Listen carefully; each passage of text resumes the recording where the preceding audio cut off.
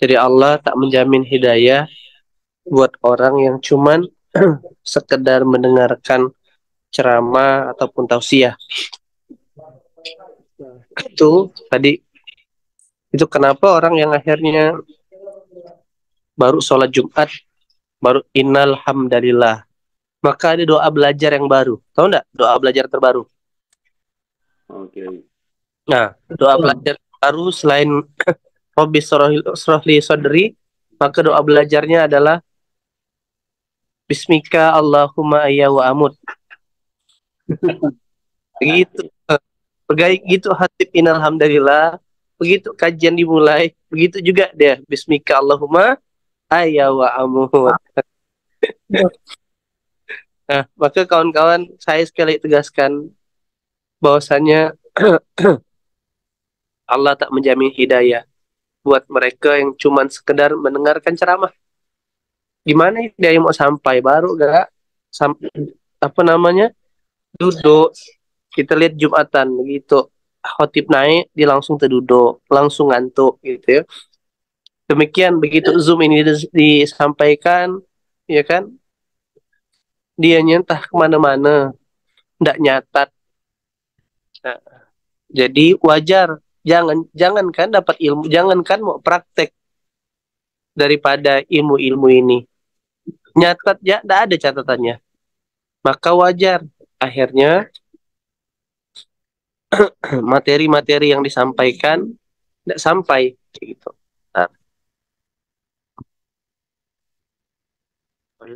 Nah, maka kawan-kawan rahmati Allah, sebaliknya hidayah itu Allah janjikan kepada mereka yang sungguh-sungguh mengamalkan. Kawan-kawan buka surah Al-Ankabut ayat ke-69. Coba buka. Silakan bacakan artinya.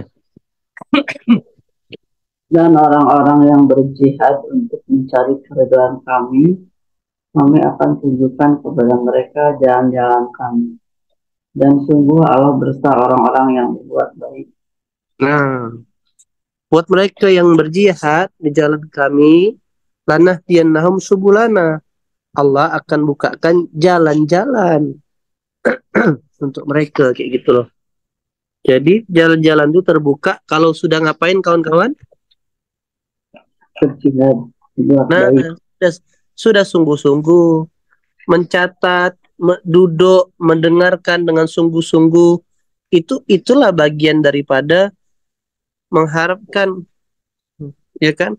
Apa idaratkan, apa hidayah daripada majelis ilmu? Hadirnya kepahaman.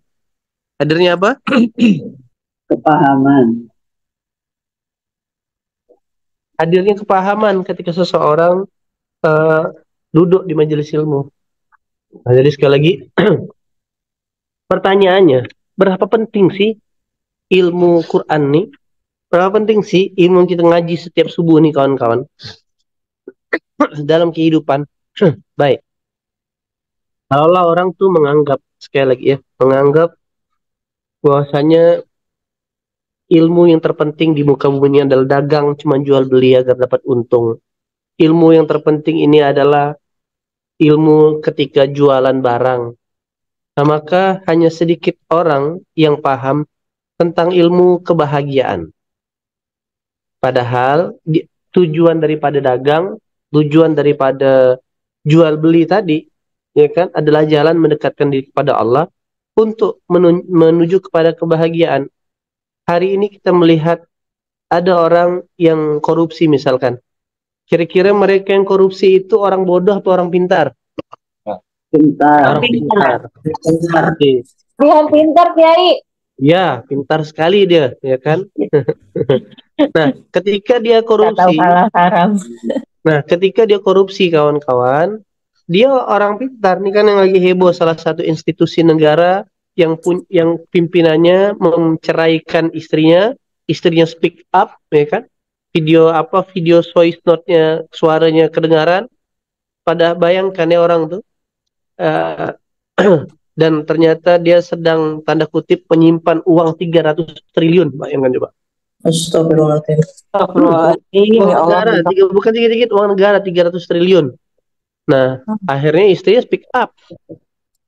Berarti kan dia bukan orang bodoh tuh kawan-kawan, dia orang pintar. Nah, Kelebihan pintar. tapi dia pintar dari sisi teknikal, kemampuan dagang, kemampuan jabatan, tapi lemah dari kepahaman kehidupan. Lemah dari mana? Kepahaman kehidupan. Oke, ada misalkan contoh artis terkenal, nggak nyangka kita kok tiba-tiba di terkenalnya dia akhirnya terjebak narkoba, begitulah kawan-kawan. Padahal artis, hal itu profesi yang kita inginkan semuanya. Maka yang paling mahal di antara sekian cabang ilmu kehidupan ini namanya ilmu kehidupan. Namanya apa? Ilmu Ilmu kehidupan. kehidupan. Oke, ya kan? Kenapa ilmu kehidupan ya? Karena kita hidup. Oke, ilmu kehidupan itulah yang paling mahal. Karena kita hidup bukan hanya bicara tentang matematika, bukan bicara tentang ekonomi, bukan bicara tentang hukum saja, bukan hanya bicara, bahkan bukan hanya bicara ilmu tajwid saja, bukan hanya bicara ilmu sanad saja, tapi yang harus dipahami adalah ilmu kehidupan yang menjadi wadah merangkul itu semua menjadi sebuah kebermanfaatan.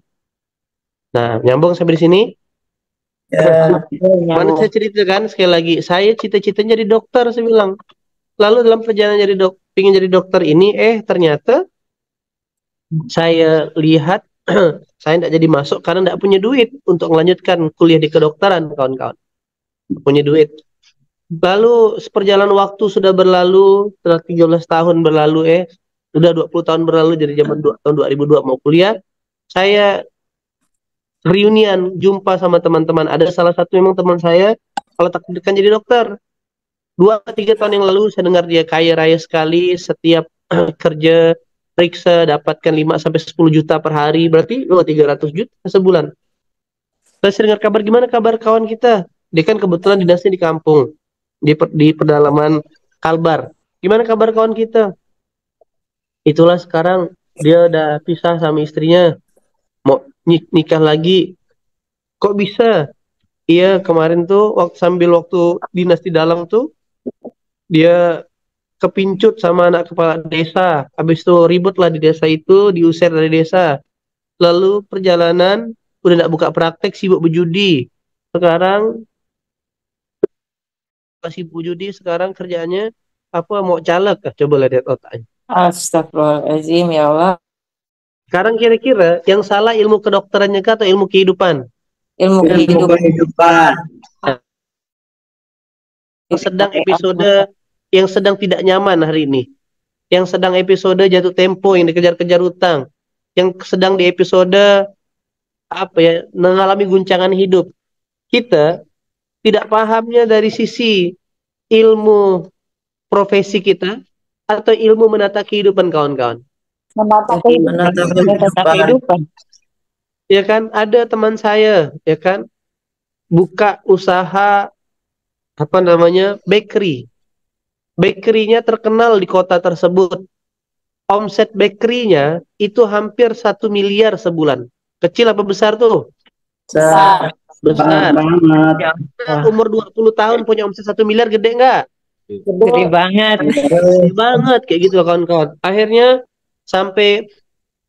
lalu apa yang terjadi ketika omset bakery 1 miliar, di anak umur 20 tahun, lalu dia pingin, ya biasalah, kan kalau ujiannya orang tua itu baper. Apa ujian orang tua?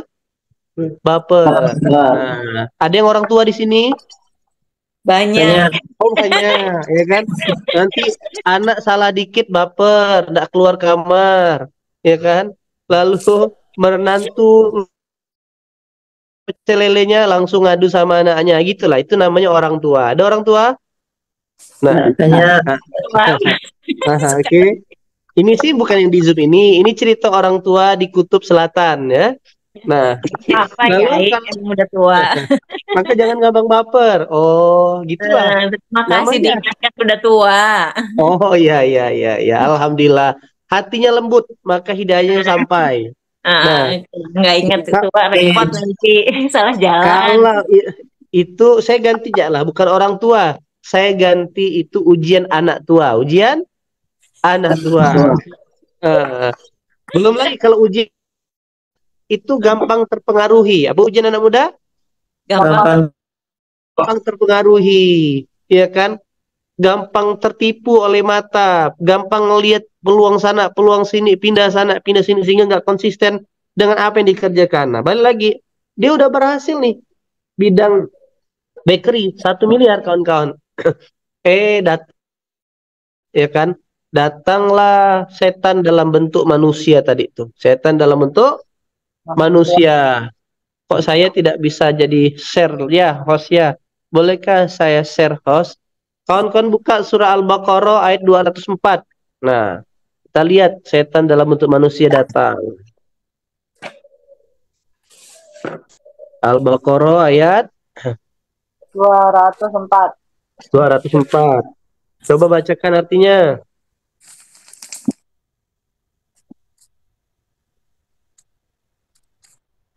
Dah.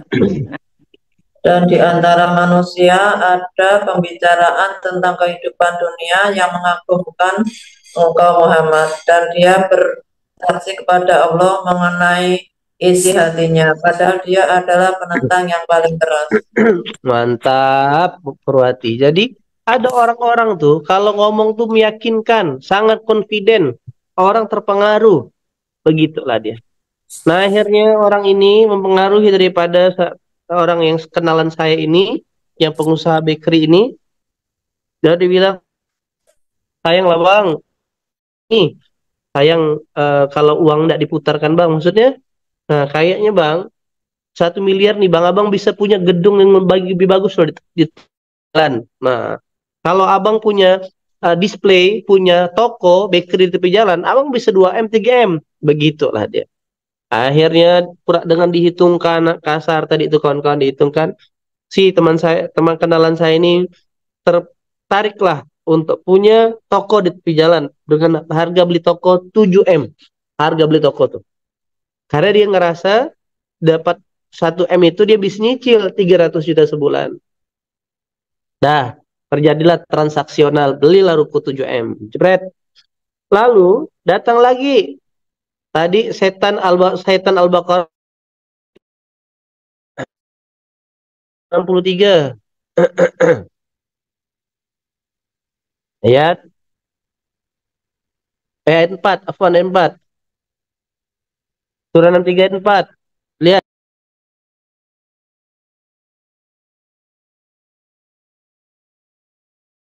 Baca artinya. Dan apabila engkau melihat mereka, tubuh mereka mengagumkanmu. Dan jika mereka berkata, engkau mendengarkan tutur katanya, mereka seakan-akan kayu yang tersandar.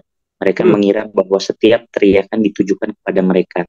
Mereka itulah musuh yang sebenarnya. Maka waspadalah terhadap mereka.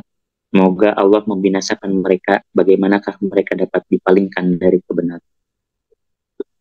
Tubuh mereka mengagumkan. Dan kalau mereka berkata, ya kan, pasti kita dengar kata-katanya.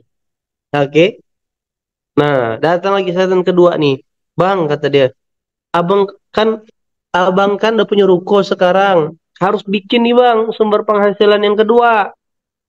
Maksudnya, iya, sumber penghasilan yang kedua ini, biar abang bisa punya sumber keren penghasilan untuk bayar ruko. Gitu loh kawan-kawan. Nah, maka orang ini, teman saya ini, kepincut Apa itu sumber penghasilan kedua? Robot trading. Oke. Kelihatannya kan keren. Setan masuk dalam angan-angan. Ini kalau bisnis bakery jalan, ruko bagus, robot trading, oh kaya saya nih. Nah, lihat tuh cara Allah tuh. Cara setan. Oke. Cara setan. Nah, tambah lagi, coba nih bang. Abang lihat bang di Instagram. Abang lihat nih bang, orang-orang yang hari ini berhasil di bisnis ini bang. Oh, abang tengok bang, keren kan bang?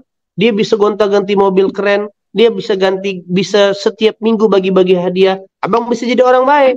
Itulah cara setan gundul tadi nih. Setan gundul. Untung saya udah ada rambut sedikit, nah gundul. Oke.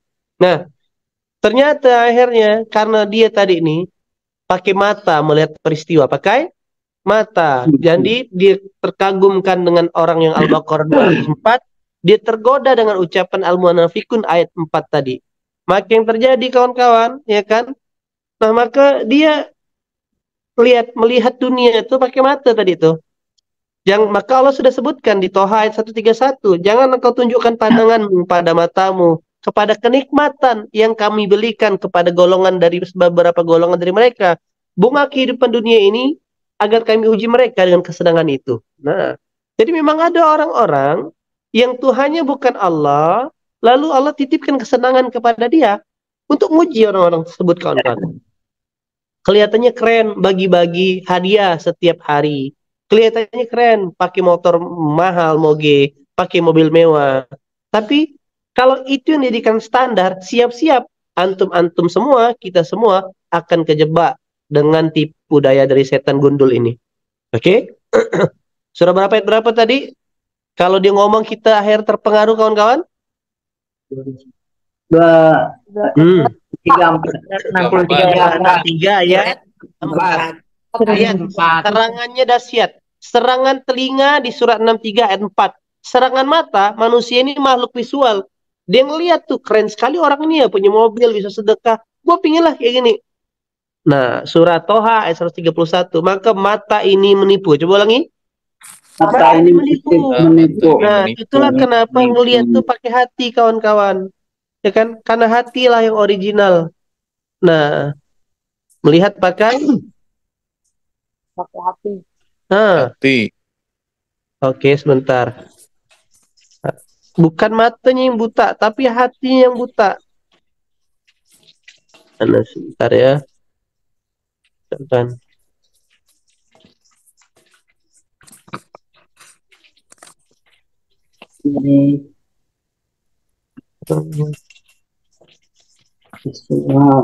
Nah, maka salah satu orang yang paling terpengaruh itu tadi, kawan-kawan buka surah Al-Hajj ayat 46. Surah 22 ayat 46. Maka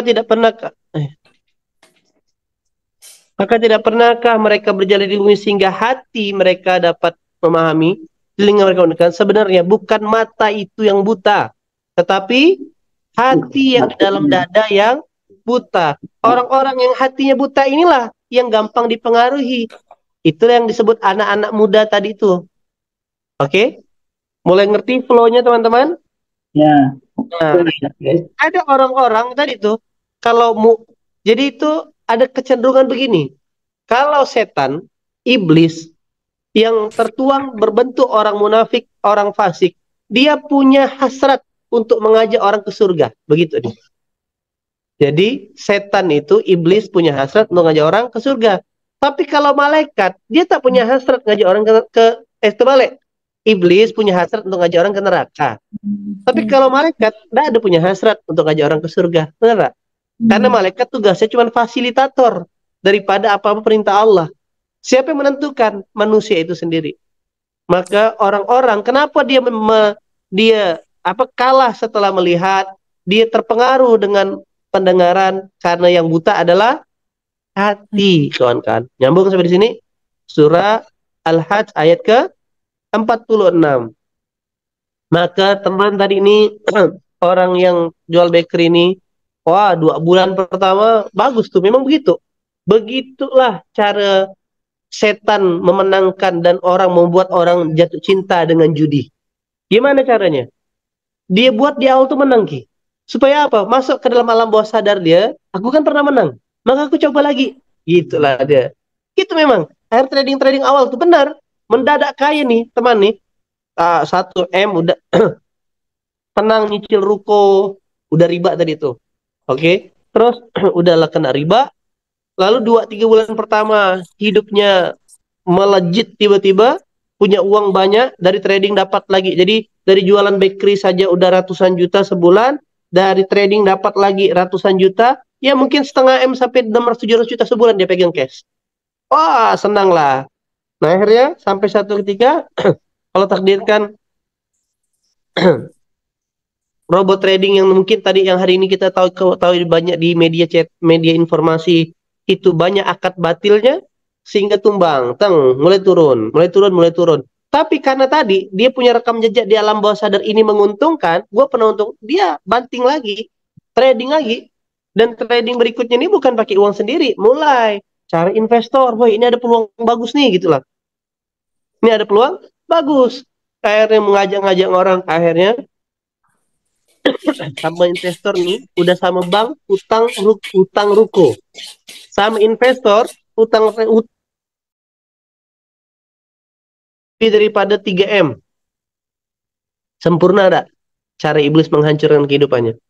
Sempurna, kawan-kawan.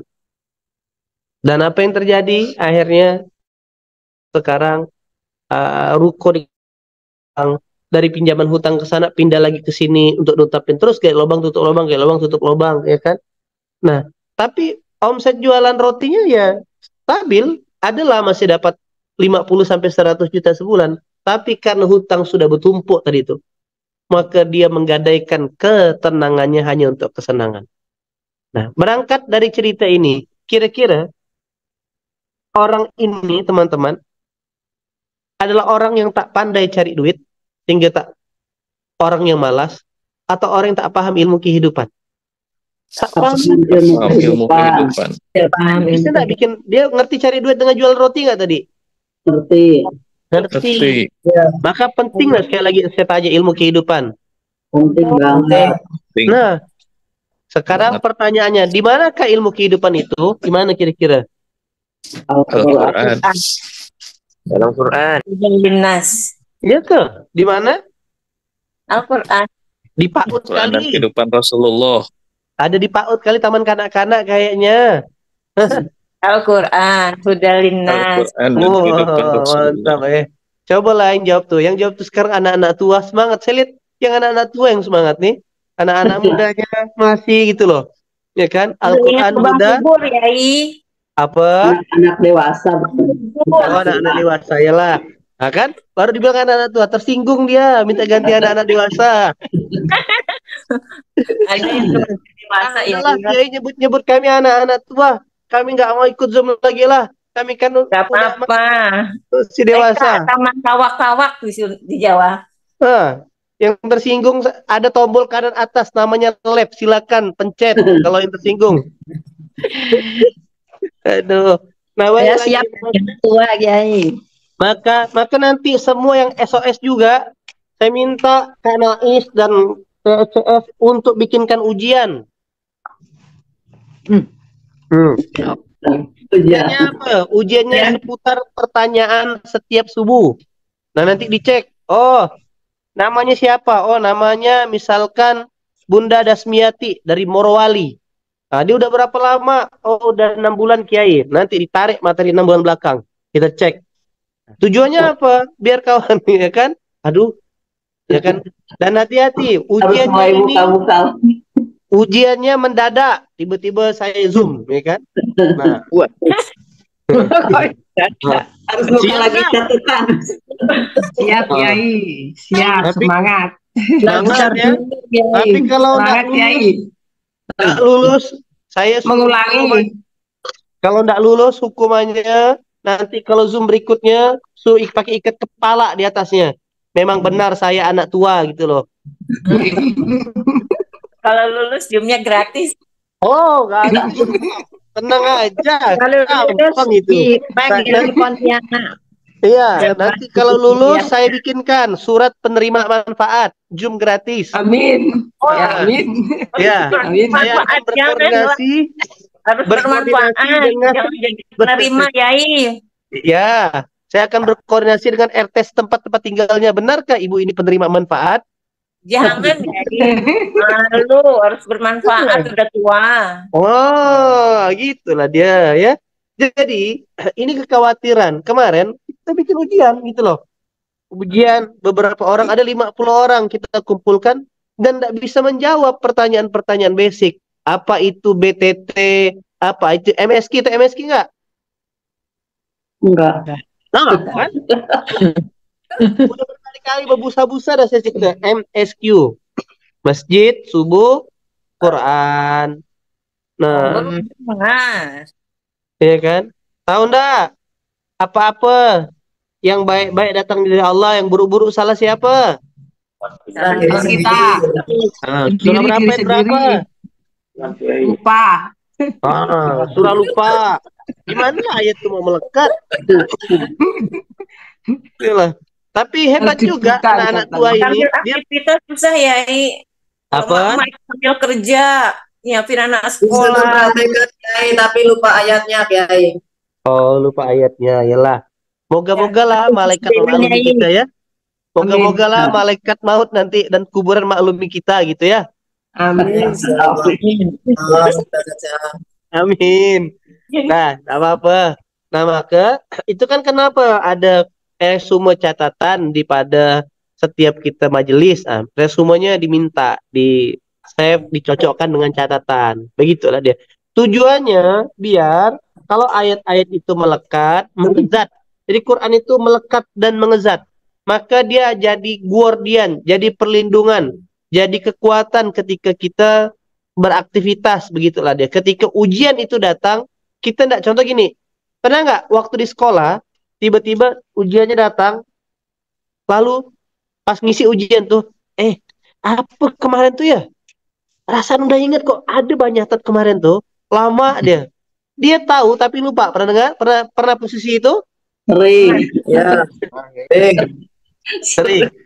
Nah, sering. kalau di-convert dalam dunia kehidupan, begitulah kadang ketika kita diuji dengan sebuah peristiwa, kita salah meresponnya. Misalkan, ya kan? Salah meresponnya tiba-tiba, kan tadi gitu. Ketika diuji dengan secara teori, dia lupa menjawabnya, ada relay, ada jeda untuk mendapatkan sebuah jawaban yang benar, betul? Nah, maka dalam peristiwa keseharian, ketika ada delay, ada jarak, ada jeda, ketika kita salah merespon peristiwa, jeda itulah yang akhirnya mendatangkan kesusahan. Dan akhirnya berbuah pada sebuah penyesalan. Begitu loh kawan-kawan. Oke. Papa kenapa kok jalan sama gadis itu? Iya mah, papa hilap. Coba lihat, papa hilap. Kenapa? Ketika ujian itu datang, memang gadis ini tukang tanda kutip sudah terkenal, tukang porot, om-om kaya-kaya. Udah, karena kita tidak paham ada ayat zina itu sama dengan hina, wala taqrabu zina, kita kena telan sama dia. Gitu loh cara berpikir kawan-kawan. Nauzubillah min dzalik. Nah, maka begini, sekali lagi, buat teman-teman yang ingin bahagia, yang ingin berhasil, maka jangan anggap remeh-temeh ilmu kehidupan ini. Saya ulangi lagi ya, Allah tidak menjanjikan hidayah kepada Orang yang atau penikmat dakwah. Maka penikmat dakwah aja tidak dijanjikan, tapi Allah menjanjikan balasan buat pelaku dakwah. Nah, yang berjuang lah yang dibayar. Penonton dibayar enggak kira-kira? Enggak dibayar. Nah, maka gimana supaya jadi pemain? Seriuslah ketika ada momen belajar, catat, enggak tahu tanya gitu ya. Tanya pengasuhnya, teman-teman Demulkian tanya, ya kan? Teman-teman di Al-Ahyar tanya. Nah, kayak gitu. Teman-teman Teras Berkah, kawan-kawan di Rumah Hijrah tanya, di Masjid Peradaban, di Jalan Langit. Nah, tanya, karena yang saya ngelihat fix, valid, orang-orang yang hari hidupnya susah, bukan karena mereka nggak kerja keras, bukan mereka tidak paham, bukan karena mereka tidak punya IPK yang tinggi, tapi mereka tidak memahami ilmu kehidupan. Kalau berbicara kepintaran, itu berbicara satu bidang dunia. Itu berbicara misalkan IPK 3,8, jurusan teknik, itu cuma ilmu kampus, ilmu kuliah kawan-kawan. IPK 3,9 di bidang kuliah ekonomi, itu cuma jurusan ekonomi. Pengaruhnya sekian persen daripada keberhasilan kehidupan kita di dunia. Keberhasilan kita itu dipengaruhi daripada kepahaman kita tentang ilmu kehidupan. Ilmu apa? Sudah jelas dan terperinci. Allah sebutkan ilmu kehidupan ini di Quran, ya kan? Nah, sudah jelas dan terperinci. Tuh, surah Hud ayat 1, surah 11 ayat 1. Nah, Kitab yang ayat-ayatnya disusun dengan rapi. Rapi versinya kita beda dengan rapi versinya Allah. Kalau rapi versinya manusia itu berurut. Tapi antum kebayang nggak? Kalau orang tanya, Kiai, kenapa sih Quran itu ngacak? Tidak seperti buku pada umumnya, urut pembukaan, daftar isi, kata pengantar, ya kan, pembahasan, kesimpulan. Kalau Quran dibuat demikian, maka dunia ini berantakan. Kenapa? Contohnya misalkan, kita bayangkan kalau Allah bilang, contoh, Quran menjelaskan, misalkan kalau mau berhasil, maka semuanya harus jadi pedagang, misalkan ya, suruh jualan. Nah di detik yang sama, di jam yang sama, semua satu dunia jualan. Ada nggak yang kerja? Tak ada lah. Betul nggak? Nah kesempurnaannya, ada yang jadi pedagangnya, ada yang jadi pekerjanya, ada yang jadi pembelinya, ada yang jadi produksinya. Begitulah Quran. Makanya ayatnya acak. Nah, itu sederhananya demikian. Nah maka Allah sudah bilang, aku turunkan disusun rapi versiku, kata Allah. Kemudian dijelaskan secara detail. Nah, yang diturunkan dari sisi Allah yang maha bijaksana. Tak ada peristiwa kehidupan yang tidak ada jawabannya di Al-Quran. Coba ulangi. Tak ada peristiwa kehidupan yang tidak ada jawaban. Tidak ada. Coba tanyakan, apa kira-kira yang mau ditanyakan? Ada enggak yang mau tanya? Tanggal berapakah saya menikah? Misalkan kayak gitu. Oke. Misalkan siapa? Saya tidak sebut nama gila nanti. Enggak berani saya sebut namanya. Orangnya masih tidur kayaknya. Kesian ya itu. Enggak juga. Semalam orangnya sampai di live kan sama Kiai Lukman dah. Aduh. Nah, teman-teman yang dirahmati Allah, semuanya sudah jelas. Maka saya minta mulai hari ini, yuk hargai ilmu kehidupan, cari benar-benar. Jadi kalau dibilang saya, kalau ditanya gimana komposisi saya belajar, lebih banyak belajar hikmah, belajar dengan orang-orang yang sudah berhasil secara kehidupan. Dan ketika bertanya, belajar sama mereka, saya bukan banyak belajar tentang ilmu teknikalnya, tapi ilmu-ilmu filosofi kehidupan, gimana menghargai, gimana caranya supaya kita itu bisa tetap membahagiakan orang. Nah itu ilmu-ilmu kehidupan kawan-kawan. Dan itu sumbernya adalah Al-Quran. Jadi sekali lagi, yang membuat orang gagal tuh karena dia tidak kerja keras atau karena dia tidak paham ilmu kehidupan. Tidak paham ilmu kehidupan. Tidak paham ilmu kehidupan. Saya kemarin makan donat, enak sekali. Donatnya cuma 5.000 perak. Lembut, bahkan kau boleh saya bertestimoni, lebih lembut daripada donat yang di mall-mall yang inisialnya Jeko. Oke. Nah, 5.000 donatnya. Iya, bukan di inisial. Oh, bukan ya? Kan cuma 3 huruf Jeko inisialnya. Salah ya? Itu laser terperinci. Oh iya, nah kata Ustadz Taki, kepanjangannya baru. Jangan coba-coba namanya. Jeko, jangan Jeko. coba. Jangan coba. Nah, jadi saya makan enak banget, saya bilang. Nah, terus rotinya aja itu enak. Tambah lagi ada topping di dalamnya. Ada coklat, ada blueberry, ada strawberry, ada katy perry. Ya kan? Nah, artinya banyak orang sibuk belajar ilmu tentang topping, lupa tentang tepungnya, kayak gitu loh. Padahal coba lihat kan, banyak juga kan yang jual donat serupa, tapi toppingnya jadi toppingnya. Padahal donat itu topping apa tepung kira-kira? Tepung, bukan cipung. Lah, Bung. Pakai cipung. Ya kan? Jidan mana Jidan? Oh, mana lagi batak sambut gitu. Nah, jadi banyak orang sibuk belajar topping, lupa belajar tepung. Nah, topping dalam, tepungnya di luar. Tepungnya dulu, nggak ada topping, tetap hidup. Nah, sama, ilmu teknikal itu nggak ada pun. Kalau antum jadi orang baik, jujur, mau ulet, mau menghargai orang, nggak mungkin teman-teman tuh disia-siakan.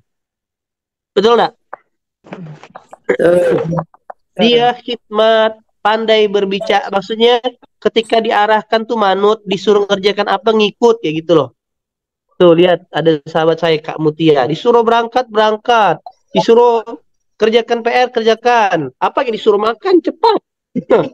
Mana dia? Oh, ada dia di situ, tampak dia. Walaupun tadi lah dia pulang ke sini tidak bilang-bilang sama abinya, tiba-tiba hilang dah dia. Letih kita cari pakai papan pengumuman, dicari by Mac 9. Oke, sekali lagi, yuk belajar ilmu kehidupan. Tidak mesti banyak, tidak mesti sama saya. Cuman sama saya ini cuma 5,5 jam. Banyak ilmu kehidupan di luar sana yang antum bisa belajar. Ketemu orang baik, ketemu guru, minta nasihat. Tapi praktekkan. Ini minta nasihat terus. Nasihatnya kiai, nasihatnya kiai. Tapi tidak praktek-praktek. Maka saya bilang, sekarang saya strike. Mau ketemu saya, bawa progres pertumbuhan. Apa yang antum kerjakan. Wah, hati bertumbuh. Kayak gitu. Kemarin ketemu Bunda Ugi. Mana Bunda Ugi? Udah balik belum? Oh, belum. Masih di Jakarta. Masih, Kiai, masih di Jakarta. Oh, ada di sini ke Bunda Ugi? Ada, Kiai. Nah, kan? Nanti ketemu yang kedua nanti di Lombok, saya minta setoran hafalannya. Wah. Ya kan? Nah. Anta, Ana, kayak gitu lah dia. Jadi bertumbuh, begitulah kawan-kawan. Nah, saya coba ulangi, saya coba sederhanakan. Allah tak menjanjikan hidayah kepada mereka yang hanya mendengarkan dakwah. Tetapi Allah memberikan hidayah kepada mereka sebagai pelaku dakwah. Bagaimana bisa dakwah kalau kita tak punya ilmunya? Oke, apa ilmunya? Itulah yang kita diskusikan, kita ceritakan pagi hari ini. Saya sekali lagi tidak meminta antum bukan dengarkan saya, antum dengarkan Quran. Nah, antum bukan dengarkan saya, salah. Antum sedang mendengarkan Al-Quran dan itu perintah Allah. Saya cuma petugas untuk menyampaikan. Coba, siapa sih yang capek sebenarnya? Antum kan tidak mikir, datang duduk Zoom pagi ini. Saya mikir terus apa yang aku sampaikan ya. Oh, bocah-bocah itu ini, oh ayatnya ini. Jadi yang capek sebenarnya siapa kira-kira kawan-kawan? Kalau ditanya, orang yang paling jenuh Zoom subuh ini saya lah dia. Udah berapa tahun dah kita Zoom? Dari 2020 COVID. 3 tahun. Nah, ya kan? Tapi pernah nggak saya Zoom matikan kamera? Tidak. Antum terima nggak kalau saya Zoom matikan kamera? Terima nggak kira-kira? Nggak tahu mau yang dibahas apa, Kiai, kalau dimatikan. Apalagi di mute kedengaran suaranya macam orang bisu. Kayak gitulah kawan-kawan. Ya. Nah, maka balik lagi, sebelum kita supaya menang, punya ilmunya. Nah, gimana? Nah, baliklah cerita tadi itu. Nah, cerita yang saya ceritakan tentang penjual roti hanyalah satu bagian tentang ilmu kehidupan. Kalau kita tak paham bahwasanya mata ini menipu, bukan matanya yang buta, tapi siapa yang buta? Hati. Berapa tadi? Lupa dah. Ayat 204. Gara-gara hati yang buta, maka dia kepincut daripada orang yang kata-katanya, gerakan tubuhnya memikat. Sudah berapa? 63 ayat 4. Kali. Nah, seperti itu dia. Ujung-ujungnya, akhirnya dia gampang terpengaruhi. Dan memang terakhir, kerjaan setan itulah. Karena kita sinyalnya sinyal oportunis, sinyalnya sepertinya menarik. Setan memang surah 15 ayat 39. Dijadikan terasa indah kejahatan bagi mereka di muka bumi. Nah, kenapa? Karena ngelihatnya pakai mata. Telinganya tak beriman. Telinganya hanya mendengarkan keuntungan. Matanya cuma ngelihat yang indah-indah. Maka kalau sudah sebutkan, janganlah kau ikuti orang-orang yang memang sengaja aku kasih keindahan dalam hidupnya. Nah, maka telinga, mata ini fokuskanlah hanya kepada mereka yang senang berbuat kebaikan. Saya haru ngelihat ketika ada ulama besar datang, Habib Umar kemarin stadion di Jawa Timur kayaknya. Begitu gerbang tuh dibuka, orang berlari ngejar. Seperti itulah. Itu kenapa? Karena semangatnya untuk belajar ilmu kehidupan, belajar dari pencinta Rasulullah. Begitu kawan-kawan. Nah, ingat, iblis pun tadi tuh. Bagaimana yang mendatangi penjual roti tadi. Nanti keren bang, abang lihat halus bahasanya. Abang bisa sedekah bang. Abang bisa bagi-bagi reward tiap hari kayak ini bang. Dia ngomong sedekah juga. Jadi kalah. Jangankan antum. Iblis aja ngajak orang sedekah. Betul lah. Nah, apalagi amal sosial yang tak ngajak orang sedekah, kalah sama iblis. Iblis yang ngajak orang sedekah bang, mantap bang, apa bisa bagi-bagi handphone tiap hari, lihat nih bang akun ini bang, anak muda ini bang. Begitulah dia. Memang jadikan iblis terasa indah semua kejahatan di muka bumi ini. Oke, jadi sekali lagi penting dah ilmu kehidupan. Penting. Masih lanjut ngaji dah besok kita nih. Oh, lanjut. Hah? Lanjut. Tadi kalau anak tua masalahnya apa, Bah? Bapak. Nah, kalau anak muda masalahnya, anak muda tergoda. gampang tergoda. Begitulah dia. Nah, begitu. Jangan lupa. Jadi sekali lagi saya pesankan, ilmu ini bukan hanya untuk didengarkan, tapi dicatat lalu dipraktekkan dan diajarkan. Baru dia jadinya hidayah. Ilmu ini bukan hanya untuk didengarkan, tapi dicatat dan dipraktekkan serta diajarkan. Begitulah dia. Begitu ayah bunda, karena Bunda Heni sudah menyiapkan anak untuk sekolah, ya kan? Nah, insya Allah ya, ada yang menyiapkan ke belanja, Bang Edwin sudah siap pakai helmnya menuju tempat pekerjaannya, Masya Allah. Anak pakai pampers di belakang, jadi saya terpaksa undur diri, ya kan? Makasih banyak. Itu yang bisa disampaikan. Tetap istiqomah, jalan kebaikan. Semoga Allah takdirkan kita bisa terus dipakai tubuhnya untuk berbuat kebaikan dan dapat hidayah daripada Allah Subhanahu wa Ta'ala. Doa hari ini saya balik ke kampung halaman, ya kan? Semoga Allah izinkan bisa mudah sampai tujuan dan bisa terus membersamai teman-teman dalam perjalanan kebaikan ini. Yang baik-baik dari Allah, yang kurang dari saya pribadi. Wassalamualaikum warahmatullahi wabarakatuh.